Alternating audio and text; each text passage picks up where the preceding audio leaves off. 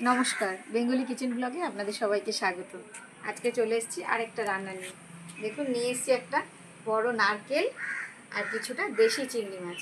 এই দিয়েই আজকে একটা রান্না করব। আশা করব আপনাদের ভালো লাগবে, আর অনুরোধ করব প্রথম থেকে শেষ পর্যন্ত আমার সাথে থাকার জন্য। এই রান্নাটা কিন্তু ভীষণ সুস্বাদু একটা রান্না, আর এই রান্নাটা পুরোপুরি না দেখলে এর বানিয়ে খেতেও কিন্তু অসুবিধা হবে আপনাদের। তাই জন্য পুরো রান্নাটাই অবশ্যই আমার সাথে থাকবেন, তাহলে বানিয়ে খেলে স্বাদটা বুঝতে পারবেন কতটা স্বাদ হয় এটা।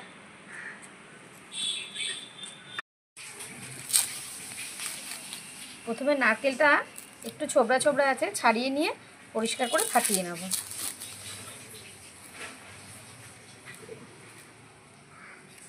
যাতে কুড়ালে এই কুড়োগুলো না পড়ে।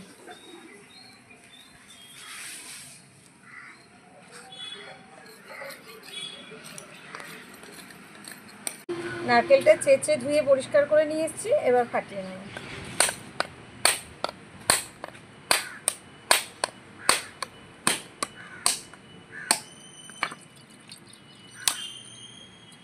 দারুণ সুন্দর পুর নারকেলটায়। এবার কুড়িয়ে নেব।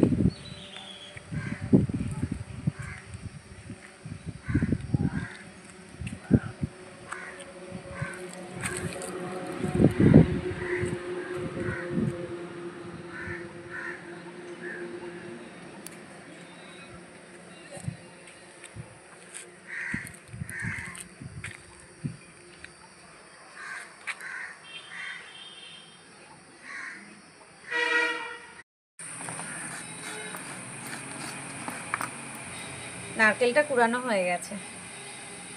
একটা নারকেলে কতখানি নারকেল হয়েছে দেখুন, কতটা পুর ছিল। তাহলে নারকেল কুড়িয়ে নিয়েছি, আর দেশি চিংড়ি মাছ। এই রান্নাটার জন্য অবশ্যই দেশি চিংড়ি মাছ হলেই ভালো হয়। কিন্তু আজকে করব নারকেল দিয়ে দেশি চিংড়ি মাছের পিঠে, কলা পাতায় করে। তার জন্য চিংড়ি মাছ আর নারকেল আমি এবার শিলে ভালো করে বেটে নেব। আর খুব একটা মশলা দেওয়ার দরকার নেই, দেবো কয়েকটা কাঁচা লঙ্কা, একটু জিরে। শিল পেতে নিয়েছি, এবার নারকেল আর চিংড়ি মাছ একসাথে মিশিয়ে অল্প অল্প করে বেটে নেব। যত ভালো মিহি করে বাটা যাবে ততই কিন্তু ভালো ফুলবে, আর খেতেও কিন্তু বেশ ভালো লাগবে।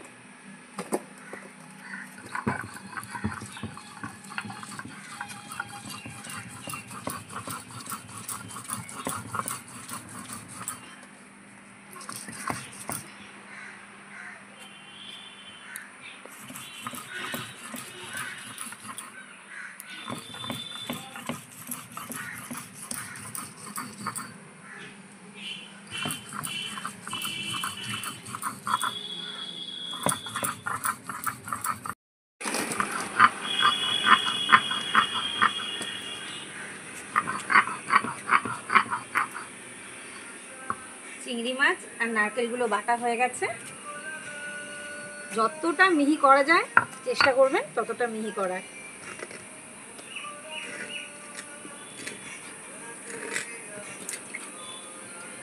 এবার অল্প একটু জিরে আর 3-4টে কাঁচা লঙ্কা একসাথে দিয়ে বেটে নেব। একটু মিষ্টি মিষ্টি হবে, খুব বেশি ঝাল দেওয়ার প্রয়োজন নেই।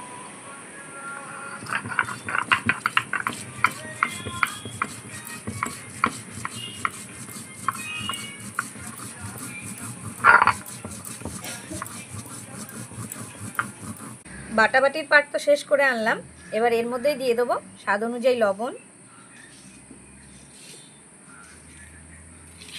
পরিমাণ মতন হলুদ গুঁড়ো,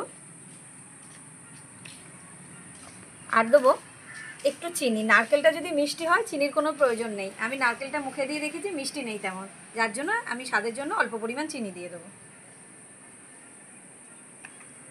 আর দেবো সর্ষের তেল।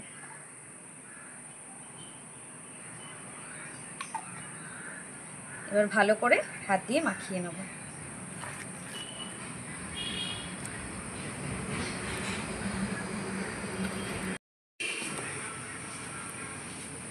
সম্পূর্ণ উপকরণগুলো একসাথে ভালো করে মাখিয়ে নিয়েছি। আমার মাখানো হয়ে গেছে।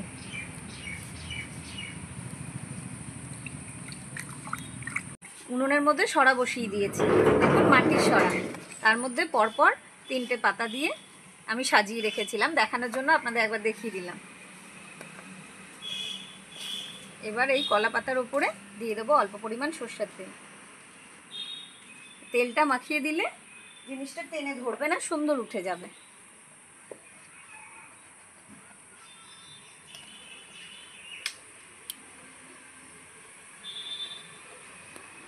মাখিয়ে রাখা নারকেল চিংড়িটা এবার কলা পাতার উপরে সুন্দর করে বিছিয়ে দেবো।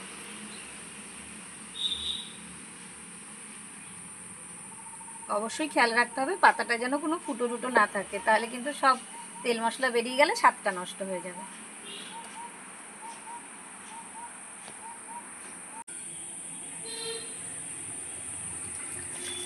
বেশ সুন্দর করে ছড়িয়ে দিয়েছি। এবার সাইডের পাতাগুলো একটু মুড়িয়ে দিই, দিয়ে উনুনটা ধরিয়ে দেবো। এই রান্নাটা খেতে কিন্তু ভীষণ ভালো লাগে, আমাদের বাড়ির সবার খুব পছন্দের এই রান্না।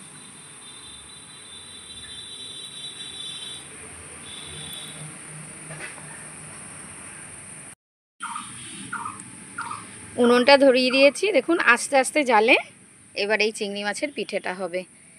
এটা ছড়ানোর সময় দেখুন কতটা পাতলা করে দেওয়া হয়েছে। এটা যখন পুরোপুরি হয়ে যাবে বেশ অনেকটা ফুলে যাবে, কিন্তু দারুণ স্বাদের এই রান্না। অবশ্যই পুরোপুরি রান্নাটা যেভাবে করলাম ওইভাবে বাড়িতে বানিয়ে খেয়ে দেখবেন যে কত স্বাদ হয়। সব সময় তেল মশলা ঝাল বেশি হলেই যে খাবারের স্বাদ হয় তা কিন্তু নয়, অল্প তেল মশলায়ও হালকা পাতলা রান্নাও খুব স্বাদের হয়।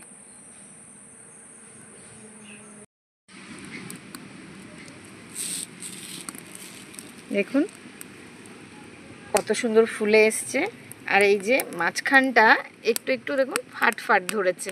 জানি না ক্যামেরায় কতটা বোঝানো যাচ্ছে, প্রায় হয়ে এসছে বলে কিন্তু এই ফাট ফাট ধরে গেছে। আর কিছুক্ষণ হলেই আমি এটা উল্টে দেবো।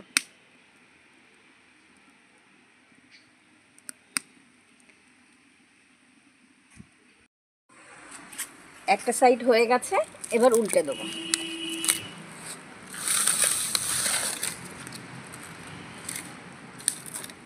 এটার উপরে আরেকটা কলা পাতা দিয়ে একটা থালা দিয়ে আমি উল্টে দেবো।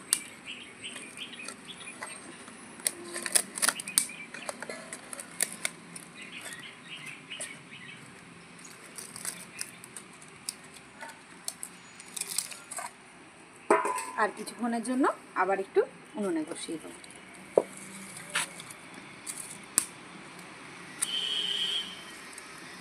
সুন্দরভাবে এক সাইড হয়ে গেছে দেখুন, আর একটু হোক।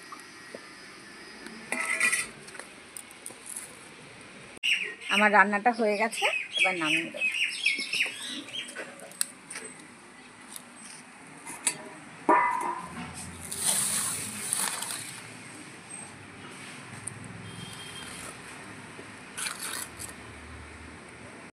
চিংড়ি মাছের পিঠেটা হয়ে গেছে, এবার পিস পিস করে কেটে তুলে নেব।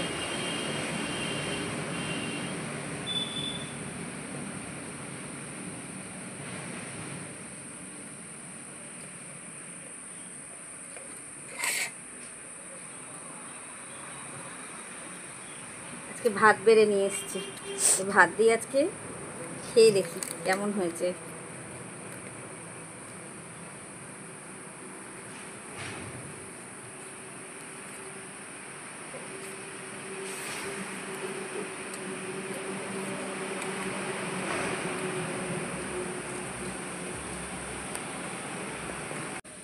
গরম ভাত, এক চিলতে কাগজি লেবু, লবণ আর এই চিংড়ি মাছের পিঠে, এর যে কি স্বাদ আজকে খেয়ে একবার দেখি।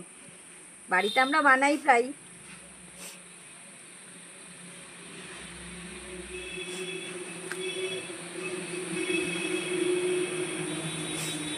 লেবু দিয়ে মেখে অল্প অল্প করে চিংড়ি মাছের পিঠে নিয়ে ভরিয়ে